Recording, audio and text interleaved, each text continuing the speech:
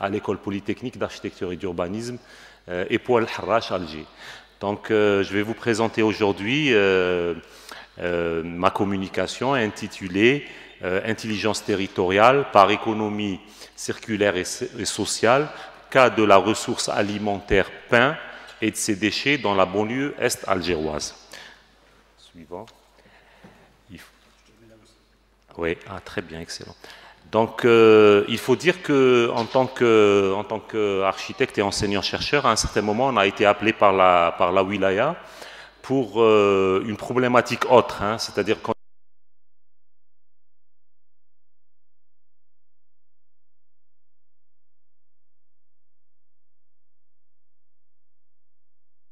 interrogation, ils s'étonnaient que des programmes, ils avaient développé les fameux programmes que vous devez connaître, ce qu'ils appellent les centres locaux pour jeunes, et un autre programme, c'était les marchés de détail ou les marchés couverts. Donc ils avaient, dans une logique de programmation et de planification top-down, c'est-à-dire descendante, décidée au niveau de la wilaya, régler le problème du commerce informel, régler le problème du commerce de proximité en programmant comme ça des locaux pour jeunes ou encore des marchés couverts. Ils avaient acheté ça en kit au niveau d'une entreprise de charpente. Ils pensaient qu'avec ces marchés couverts, ils allaient régler le problème du commerce de proximité et enlever tous les vendeurs ambulants, ainsi de suite. Bon, et ensuite, ils se sont étonnés du fait que leur programme n'a pas marché et qu'il a tourné à l'échec. Donc, c'est à partir de là que c'était un peu un dossier qui était dans un cadre de recherche-développement avec une convention signée avec la wilaya d'Alger. Étant donné que l'école est située un peu dans le territoire de la wilaya d'Alger. Ensuite, on s'est rendu compte que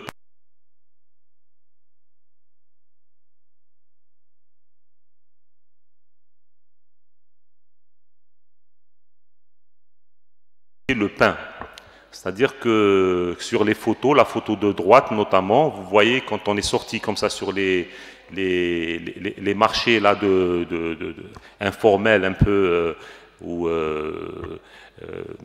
en plein rue comme ça, on trouvait des marchands de pain qui vendaient comme ça cette denrée. Et on s'est posé la question par rapport à cette ressource qui est le pain alimentaire, qui était comme ça d'une manière un peu étalée par terre, ainsi de suite, et qui posait d'énormes problèmes.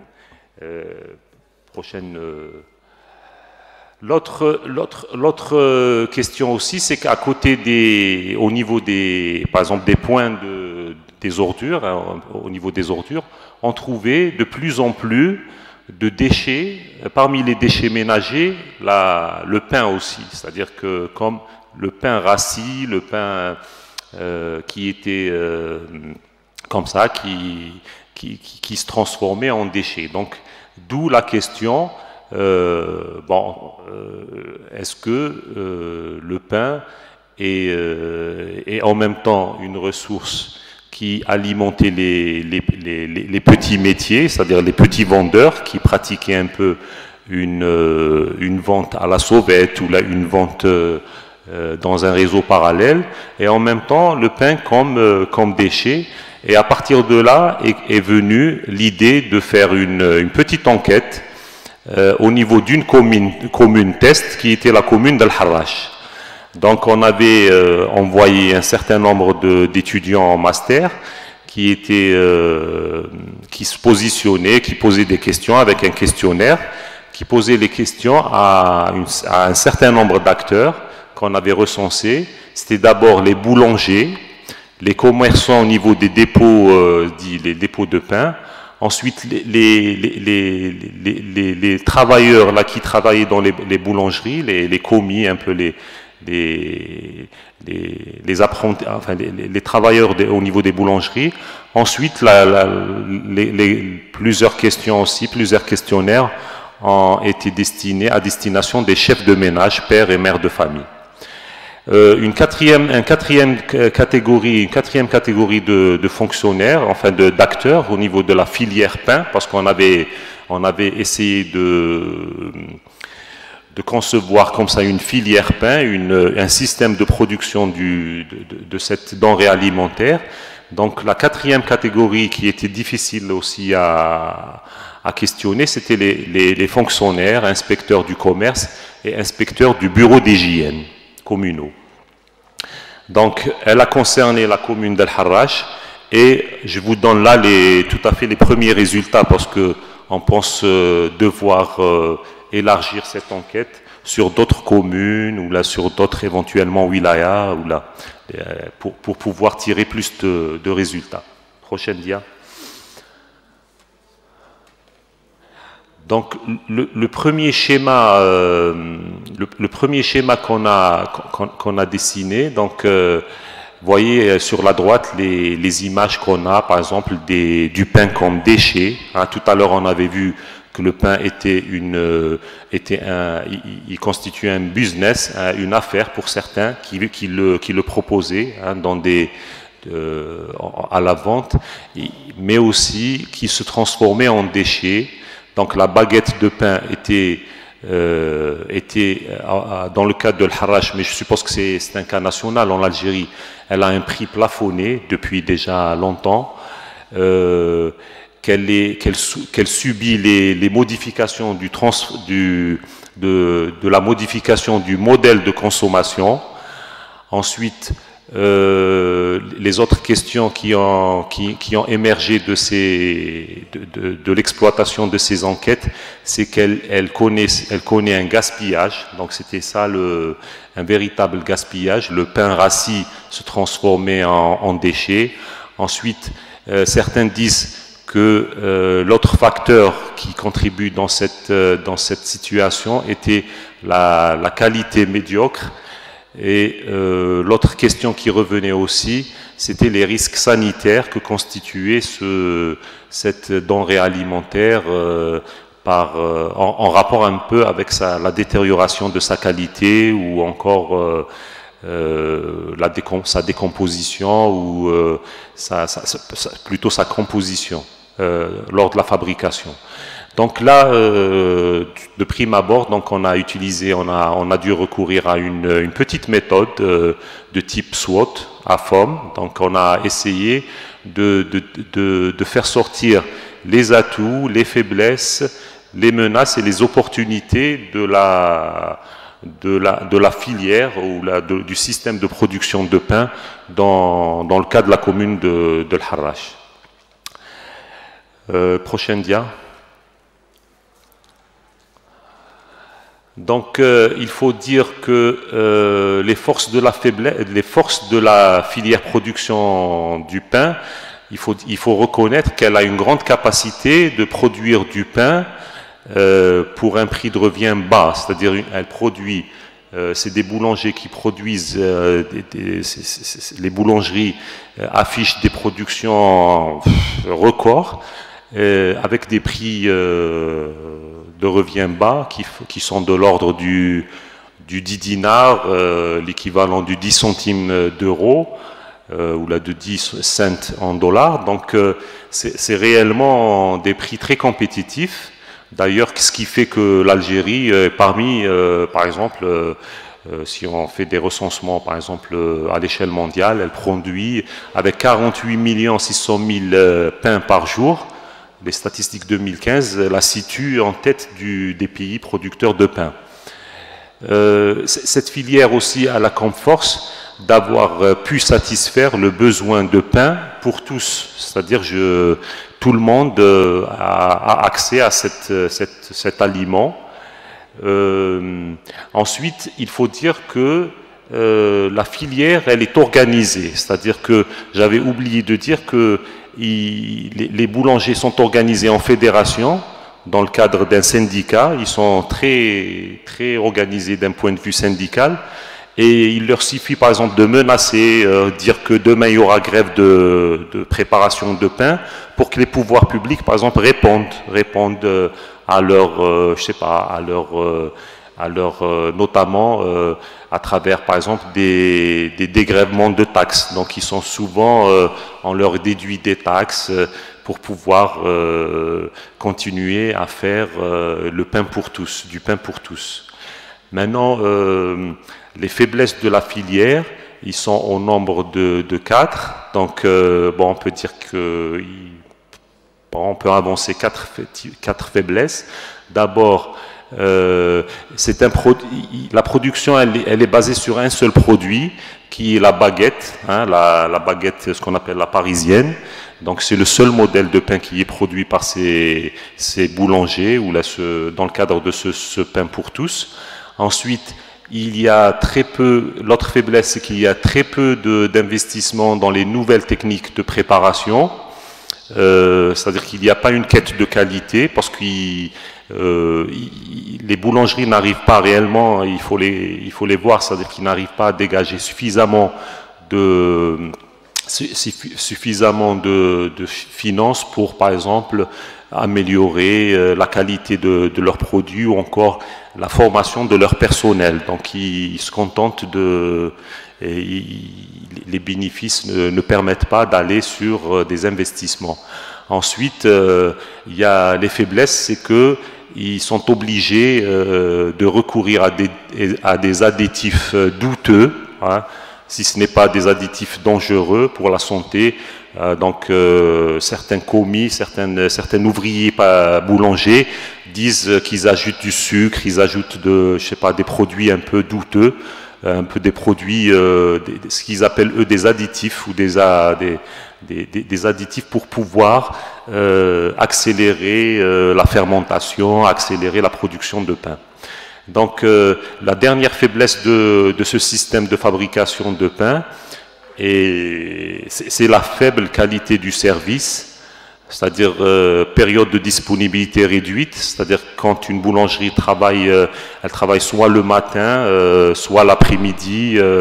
Rares sont les boulangeries qui assurent un service au-delà de 4 heures par jour. Il y a parfois, ils ne peuvent pas recruter de vendeurs. Donc c'est souvent les ouvriers qui préparent le pain qui font aussi la vente. Ils ont des difficultés à maintenir les locaux de vente. Il y a parfois même un déficit d'hygiène. Bon, on ne parle pas aussi des soucis, par exemple, ils ne peuvent même pas assurer un emballage correct du produit qu'ils vendent. Prochaine dia. Alors, les menaces que subit la filière, c'est en premier le refus des gouvernements qui se sont succédés de revoir le plafonnement des prix.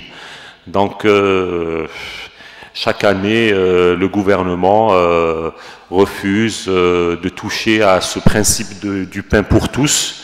Il dit que c'est la paix sociale. Comme tous les pays du Sud, il voudrait surtout éviter qu'il y ait les fameuses révoltes du pain. Le deuxième phénomène, c'est la surconsommation. Donc il y a une surconsommation, qui produit ce qu'on appelle le déchet pain. Donc il y a achat compulsif, il y a achat contraint face à un service qui est mauvais, hein, c'est-à-dire les gens, puisqu'ils risquent de ne pas trouver le pain l'après-midi par exemple, ils achètent le matin et ils achètent parfois pour toute la journée, et souvent par exemple ils l'utilisent pas. C'est ce qui ressort un peu des enquêtes.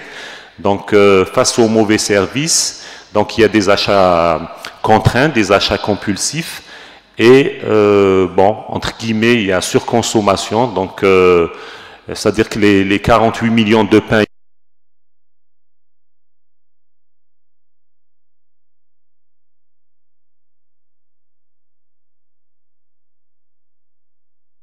en entier. Donc il y a sa valeur culturelle, c'est-à-dire que il y a aussi un contraste. Souvent les gens on a relevé le contraste qu'il y a entre les importants niveaux de non-consommation et de gaspillage et sa valeur je sais pas, sa valeur un peu culturelle. Certains disent que c'est le pain na'ma, c'est une bénédiction. Le pain est censé être béni. Bon, est-ce qu'elle est divine, est-ce qu'elle est économique? Mais je pense qu'elle est plutôt, pour le moment, c'est une bénédiction économique. Donc la subvention existe. Il y a ce contraste-là qui menace toute la filière parce que la quatrième menace, c'est le changement du régime alimentaire, c'est-à-dire que les gens ont accès maintenant à d'autres produits alimentaires, et il y a aussi, on peut expliquer le niveau de non-consommation de gaspillage par ce délaissement partiel de ce pain pour tous, de ce pain, j'allais dire, de ce pain de mauvaise qualité, hein, de ce pain dont la qualité se dégrade. Ensuite, il y a la menace, c'est que les prix subventionnés font que les conditions de préparation et de vente, et surtout sa composition, elle est décriée par les professionnels de santé. Certains disent que les additifs sont nocifs pour la santé. Ils parlent de cancer, ils parlent de produits chimiques qui provoquent le cancer, qui provoquent des maladies, que la farine que la farine blanche, qui est la principale composition de ce pain blanc,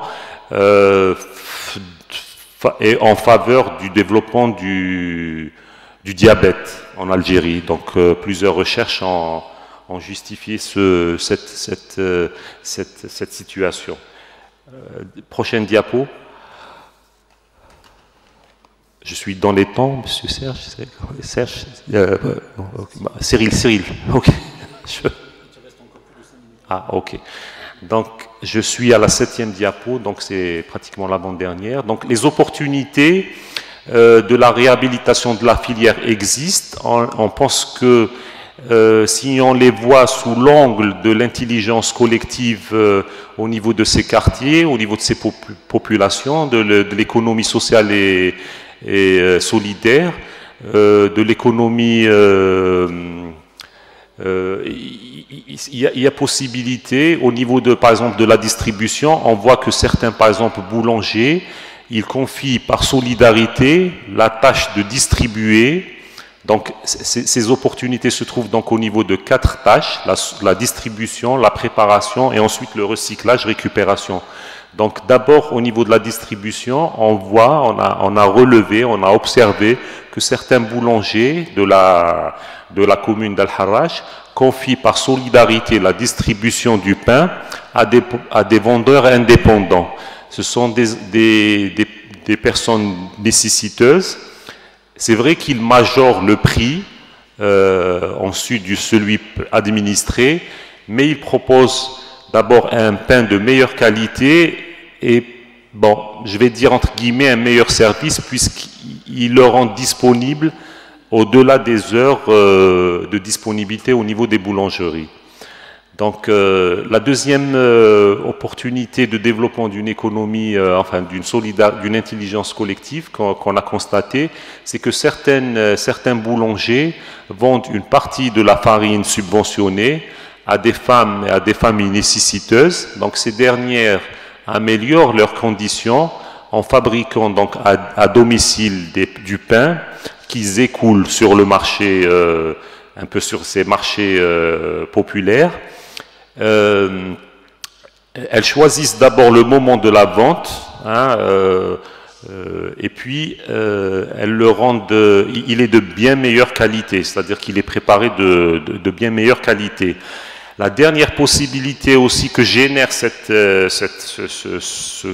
situation, c'est le phénomène de récupération-recyclage. Donc le pain rassis déchet génère un véritable artisanat de récupération du pain, donc soit directement au niveau de l'habitant, soit au niveau des points de collecte, hein, on a recensé des points de collecte au niveau des quartiers. Prochaine dia.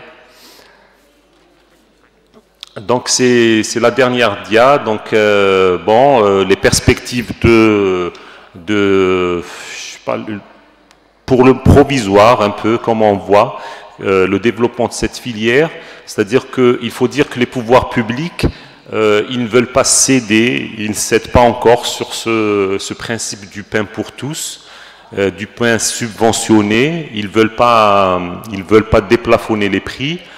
En même temps, on pense nous que cette filière-là doit s'orienter beaucoup plus en collaboration avec la population locale et tenter de trouver le bon équilibre. Quel est le bon équilibre entre un juste prix du pain en contrepartie du respect de l'environnement socio et économique, sociologique et économique. Donc il faut dire que moi, à notre niveau, on a vu, au niveau de ce groupe d'enquêteurs, on avait vu, ou d'observateurs, on avait vu que c'était là des balbutiements d'économie solidaire et d'économie circulaire, en cohérence avec une intelligence collective. Sur les photos du bas, donc vous voyez à partir de la gauche, donc un vieux, un nécessiteux qui récupère du pain, donc il fait du recyclage du pain. En photo du milieu, une photo qui m'a été rapportée par une étudiante, donc une préparation de pain traditionnel, enfin à partir de la farine subventionnée. Et puis en dernière photo, la vente directe au niveau des marchés dits informels. Voilà. Je vous remercie et je vous remercie. J'attends des questions de votre part. Désolé pour les conditions de préparation. J'ai dû partir sans chargeur le matin et puis c'est les aléas, quoi. Merci.